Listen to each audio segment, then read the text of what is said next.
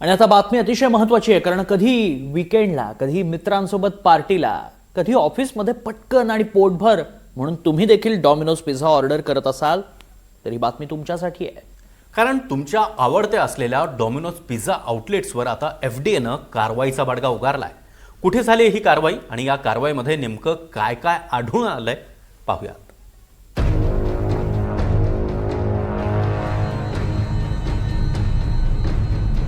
30 minutes नाहीतर free असा दावा करणाऱ्या आणि चीज प्रेमींच्या आवडीच्या पिझ्झा ब्रँडवर FDAनं कारवाई केली आहे.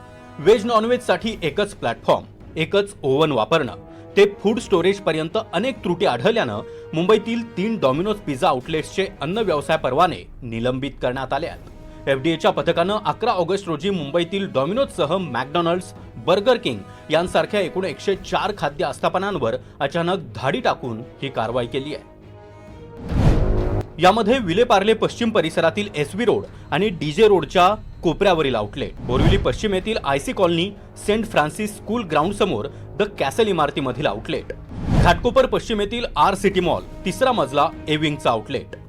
डॉमिनोजच्या विलेपार्ले इथल्या आउटलेटमध्ये FDA टीमला पिण्याच्या पाण्याच्या व्यवस्थेपासून ते फूड स्टोरेज पर्यंत अनेक कमतरता आढळल्या.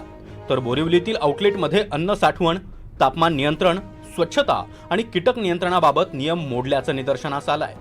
यावेळी मी विलेपार्लेमध्ये आहे. विलेपार्लेतील डॉमिनोजची जी आउटलेट आहे याचा परवाना जो आहे तो FDAच्या वतीने रद्द करण्यात आलेला आहे. नियमांचं उल्लंघन केल्याप्रकरणी हा परवाना रद्द करण्यात आलेला आहे. ज्या पद्धतीने विलेपार्लेतील या डॉमिनोजचा परवाना रद्द करण्यात आलेला आहे त्याच पद्धतीने आणखी 2 ठिकाणी मुंबईमध्ये डॉमिनोजवरती कारवाई करण्यात आलेली आहे. या ठिकाणी हा सगळा परिसर आपण बघू शकता. अस्वच्छता आणि इतर कारणं देत या डॉमिनोजचा परवाना जो आहे तो FDAच्या वतीने रद्द करण्यात आलेला आहे. विलेपार्ले, बोरिवली, घाटकोपर या परिसरातील जे डॉमिनोज आहेत त्यांच्यावरती कारवाई करण्यात आलेली आहे. अस्वच्छता असेल किंवा इतर नियमांचं उल्लंघन असेल, फ्रोझन अन्न असेल, इतर अन्नपदार्थांची योग्य तापमानावरती साठवणूक नाही, अशा अनेक मुद्दे असतील, पेस्ट कंट्रोलचा मुद्दा असेल, या सगळ्या मुद्द्यांना घेऊन या सगळ्या डॉमिनोजवरती कारवाई करण्यात आलेली आहे. घाटकोपरच्या R-City मॉलमध्येही FDAची टीम पोहोचली तेव्हा त्यांना sanitation schedule, pest control records, तापमान नियंत्रण आणि चाचणी नोंदीबाबत गंभीर त्रुटी आढळल्या.